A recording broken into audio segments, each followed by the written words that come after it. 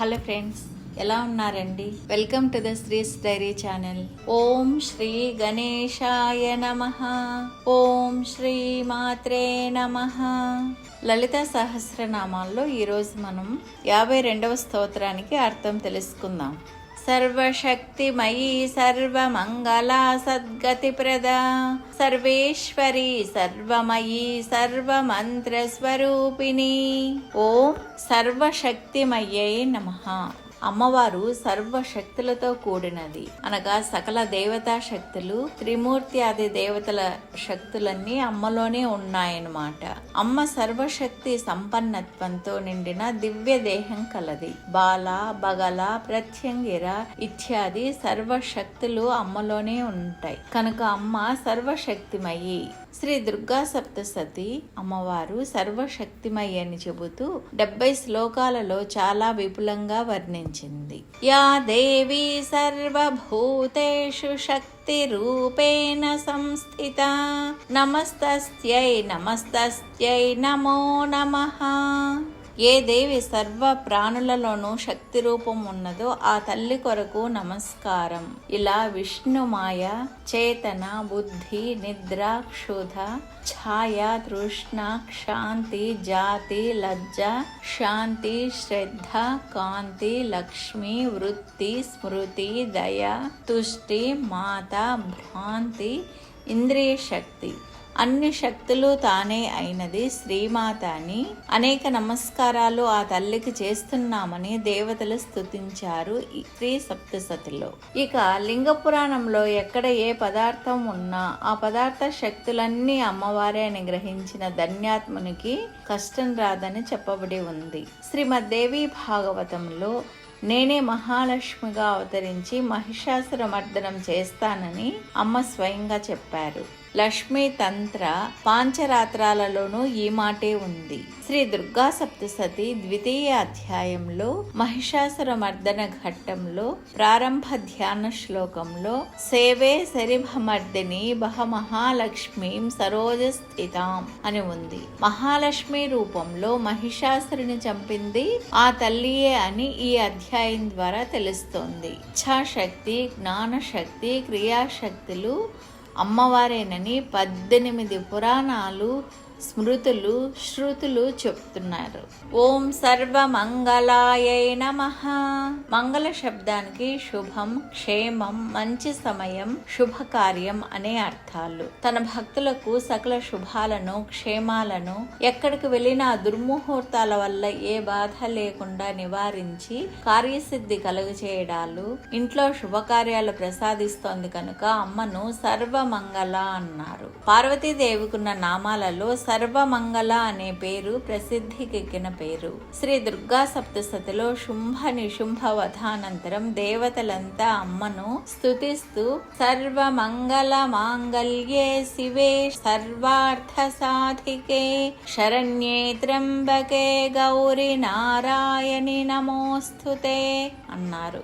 అమ్మ నామస్మరణ చేసిన వారికి, అమ్మవారి అనుగ్రహం పొందిన వారికి శుభాలు తప్ప అశుభాలుండవు. ఆయువు తీరకుండా ఆ కాలంలో మరణించడం, బాల్యంలో మరణించడం లేదా పెళ్ళయ్యాక అనుక్షణం భార్యాభర్తలు అశాంతితో గడపడం, దుర్భర దారిద్ర్య రోగాలు, శత్రుపీడలు మున్నగువానిని అమంగళాలు అంటారు. ఎక్కువ కాలం జీవించి వార్ధక్య మరణం పొందడం, ఉన్నంతకాలం సాధ్యమైనంత వరకు అనారోగ్యం లేకుండా బ్రతకడం, యాచన అవసరం లేని సంపదలతో బ్రతకడం వంటివి మంగళాలు. వీటిని తన భక్తులకు ప్రసాదిస్తుంది కనుక అమ్మవారు సర్వమంగళ.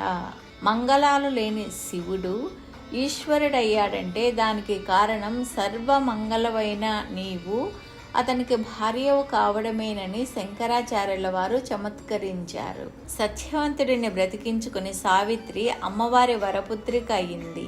అమ్మను ఉపాసించింది. ప్రాణాపాయ స్థితిలో ఉన్న భర్తను బ్రతికించుకోవడానికి స్త్రీలకు ఇది ఒక గొప్ప వరం మరియు ఇది ఒక గొప్ప మంత్రం. 40 రోజులు పసుపు కుంకుమలతో అమ్మవారి ప్రతిమను పూజిస్తూ రోజు 1000 సార్లు మంత్రాన్ని జపిస్తూ పూజ అయ్యాక ముత్తైదువుల ఆశీర్వచనం తీసుకున్న స్త్రీ భర్త మృత్యువును జయిస్తాడని మంత్రశాస్త్రం చెబుతోంది. ఓం సద్గతి ప్రదాయై నమః.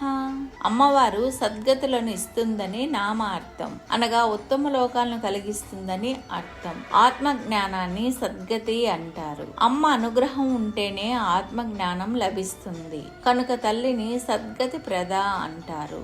శ్రీమద్దేవి భాగవతంలో బ్రహ్మ విష్ణు మహేశ్వరులు మాకు నీవే దిక్కని నమ్ముతున్నాం, మమ్మల్ని అనుగ్రహించు అని ప్రార్థించారు. అప్పుడు వారు అమ్మవారిని ఈ నామంతో పిలిచారు. అమ్మవారిని అమ్మవారిలా చూడగా తనను పెళ్లి చేసుకోమని రాయబారం పంపిన మహిషాసురుడిని కూడా వధించి తన సన్నిధి ప్రసాదించింది శ్రీ జగదంబ. అనేక ప్రయత్నాలు చేసి యుద్ధాలు చేసి తన పొందుకోరిన శుంభ నిశుంభులకు తన సన్నిధినిచ్చింది అమ్మ. సమాధి అనే వైశ్యుడు అమ్మను ఆరాధించి అమ్మ ప్రత్యక్షమయ్యాక ఇంకా తనకు మోక్షం తప్ప వేరే ఏమీ అవసరం లేదని కోరగా అతనికి సద్గతిని ప్రసాదించింది.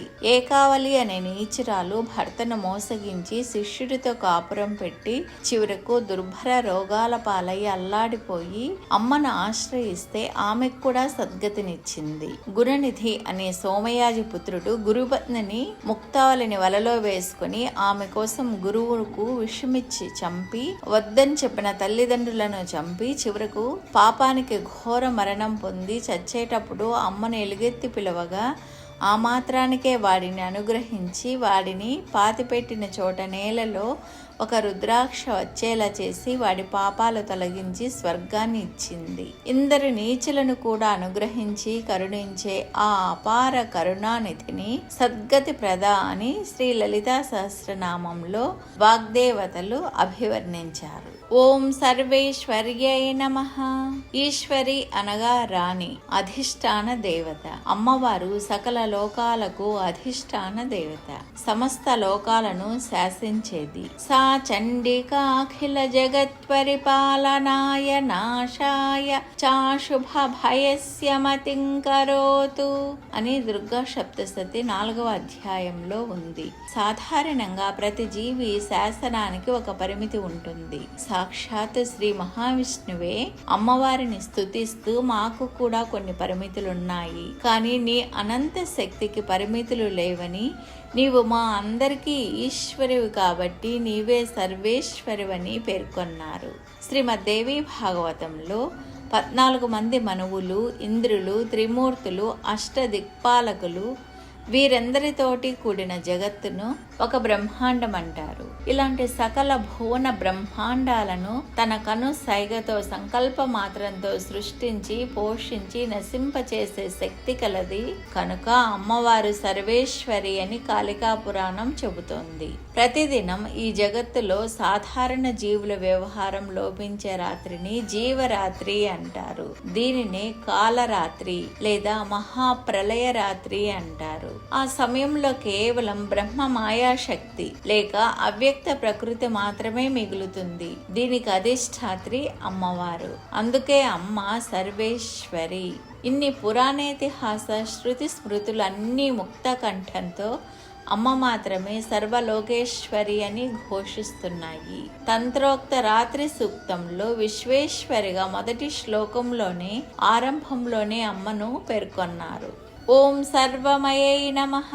సర్వము తానే అయినది అని వేదవాక్యం. అన్నింటినీ శాసించాలంటే సర్వం తానే అయి ఉండాలి. అంతటా తానే ఉండి అన్నీ తాను కాకపోతే లోకాలను శాసించడం అసంభవం. మహారాజులెందరో తమకున్న సామ్రాజ్యం పెద్దదైతే కొన్ని ప్రాంతాలకు కొందరిని తమ ప్రతినిధులుగా నియమిస్తారు. తమకు మారుగా పరిపాలించే ఏర్పాట్లు చేస్తుంటారు. వీరెంత ప్రయత్నించినా ప్రతినిధుల లోపంతో పరిపాలన కుంటుపడటమో లేదా ప్రతినిధులు స్వతంత్రులు కావడమో జరుగుతుంది. కారణం వారు సర్వమయులు కాకపోవడమే. కానీ అమ్మ అలా కాక లోకాలు, లోక ప్రజలు, లోక వస్తువులు, లోకేశ్వరులు అన్నింటా తానే నిండి ఉంటుంది. అన్నీ తానే అయి సర్వవర్ణాత్మిక, సర్వభువనాత్మిక, సర్వమంత్రాత్మిక, సర్వపదాత్మిక, సర్వతత్వాత్మిక అనబడి సకల లోక శాసకురాలైంది. అందువల్లే కాళిదాసు శ్యామలా దండకంలో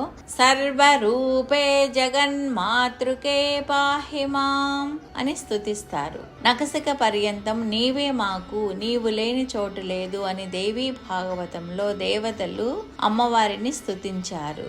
శుంభ నిశుంభ వధానంతరం దేవతలతో నేను సమస్త లోకాలను నా నుండి ఆవిర్భవించిన ఆహార పదార్థాలతో పోషించి భరిస్తున్నాను, నేను సర్వమైని అని చెప్పి వారిని రక్షించిందని సప్తసతిలోని 11వ అధ్యాయం ద్వారా తెలుస్తోంది. కుటుంబ వ్యవస్థ సరిగా లేకపోయినా, కుటుంబం చెల్లా చెదిరైపోయినా, పిల్లలు దుర్వ్యసనాల పాడైపోతున్నా ఈ మంత్రానుష్ఠానంతో సర్వం సరి అవుతుంది. ఓం సర్వమంత్ర స్వరూపిణ్యై నమః.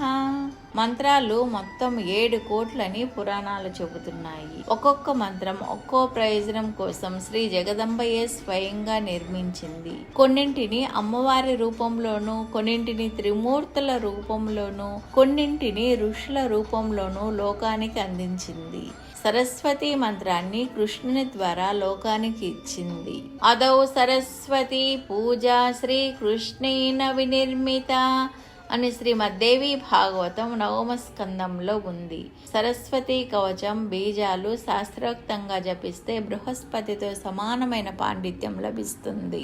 గాయత్రి మంత్రం అనుష్ఠానం చేసిన వారికి ఆకలి వల్ల మరణం ఉండదు. పంచాక్షరి మంత్రం జపించే వారికి ఏ పాపం అంటదు. నారాయణ మంత్రానుష్ఠానం వల్ల శరీర మనోవ్యాధులు తొలగుతాయి. గణపతి మంత్రం సర్వ విఘ్నాలు తొలగిస్తే, కుబేర మంత్రం సంపదలను ప్రసాదిస్తుంది. కామేశ్వర మంత్రం ఐశ్వర్యం ఇస్తుంది. ఘన రోగాలు సుబ్రహ్మణ్య మంత్రానుష్ఠానంతో తొలగుతాయి. కార్యసిద్ధికి హనుమన్ మంత్రం అనుష్ఠించాలి. ఇలా అనేక విధాలుగా మంత్రాలను అందించినది శ్రీమాత. మంత్రాలలో ఇహం పరం అనగా ఉన్నంత కాలం ఈ లోకంలో సర్వ సుఖాలు అందించి శరీరం విడిచిపెట్టాక తన సన్నిధిని ఇస్తుంది అమ్మవారు. అలాంటి మహామంత్రం పంచాదశి మహామంత్రం. సర్వ బీజాలన్నీ ఈ మంత్రం జపించే వారికి వచ్చే శక్తికి ఇంచుమించు సరిపోయే శక్తి లేక ఫలితం పంచాదశిలోని ఒక అక్షరం జపించినా కూడా వస్తుంది. ఇటువంటి మంత్రం ఇంకేది లేదని శ్రీ లలితా త్రిశతిలో ఉంది.